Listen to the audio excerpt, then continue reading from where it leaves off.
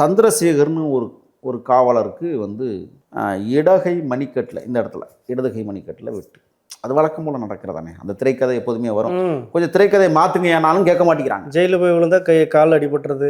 நீங்கள் பாத்ரூம் விழுந்து தமிழ்நாட்டிலேயே கழுவப்படாத கழிவறைகளே காவல் நிலையம்தான். ஆனால் அங்கே இருக்கிற போலீஸ் யாரும் வலிக்கு விழுக மாட்டாங்க. பாசி படர்ந்து பச்சையா அப்படி காலை வச்சாவே வலிக்கு விழுகிற அளவுக்கு தான் இப்போ கழிவறைகள் காவல் நிலையங்களில் இருக்குது.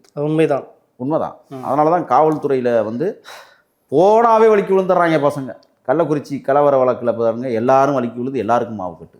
அது மாதிரி தான் இப்போ இங்கே பீளைமேடு காவல்துறையினுடைய ஆய்வாளர் அர்ஜுன் அவர் தலைமையில் சரவணம்பட்டி காவல் ஆய்வாளர் எங்கள் அண்ணன் ஞானசேகரனு சேர்ந்து ரவுண்ட் அப் பண்ணிட்டாங்க. துப்பாக்கி ரெடியாக இருக்குது, இருட்டுக்கல வெட்டிட்டு ஓடுறாங்க. ஓடும் பொழுது சுட்டுறாங்க. அந்த குண்டு எப்படி போய் பாஞ்சிருக்குன்னு தெரியுமா உங்களுக்கு? அண்ணன் தம்பி 2 பேருக்கு 2 காலில் 2 தோட்டா. குடா என்கிற தவசிக்கு 1 தோட்டா இடது காலில். துப்பாக்கியில் இருந்த குண்டு இப்படி அடித்த உடனே நேராக எங்கே போய் படணும்? பின்னாடி தானே அடிக்கணும், பின்னாடி தானே படணும்.